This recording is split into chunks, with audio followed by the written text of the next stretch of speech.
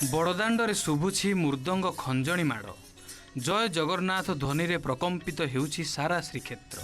कालियार मानवीय लीला देखा आज किए केउ स्थानरू पहुँची जाइछन्ति जगन्नाथ धाम।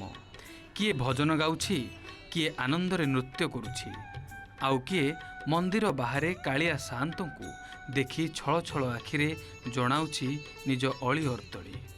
एपटे आउ किए चका नयन रे नयन मिसाइला परे भावविह्वल होई पड़ुछि।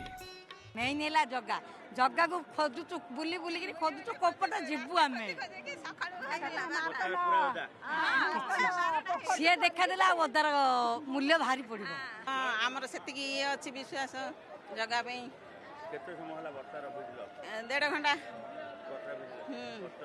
किछि कष्ट नहीं जग्गा को देखु। देवस्नान पूर्णिमा हूँ बा रथयात्रा हूँ बाहुड़ा हूँ बा नीलाद्रि विजय हूँ यही सब दिन मानक वेश धारण करें। वेश धारण कर तात्पर्य हूँ भक्त भक्त हनुमान भाव विह्वल। भक्त कहते भक्त प्रियम भानुकूल प्रदीपम।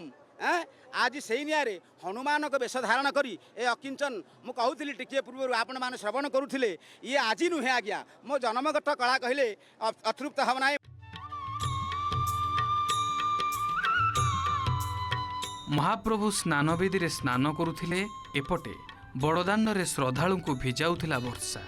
तथापि कालियार ए लीला को देखिबाकू काहारी आखिरे पलक पड़ू नथिला। वर्षारे मजी जाई केही केही नृत्य करुथबार देखिबाकू मिलिथिला। सेपटे कालियार सेबारे नियोजित कुनी कुनी सेवायत भी सेवा करी लाभ करिसंती आत्मसंतोष। जगन्नाथ पाखे आसते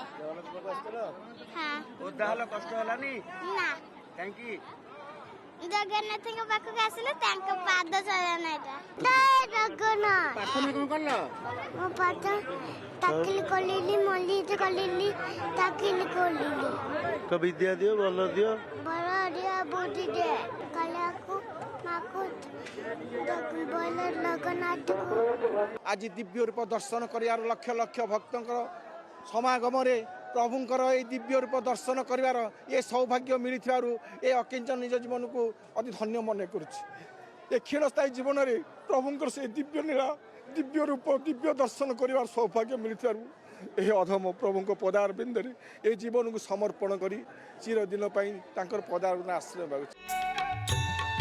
स्नान बेदी स्नान यात्रा शेष परे हाथी बेशरे दर्शन देउछन्ति श्रीजीउ। आउ एपटे बड़दाण्डे सृष्टि होइछि लोकारण्य। पुरीरु चंदन पाइकराय और विवर्तन पंडांक रिपोर्ट ओटीवी।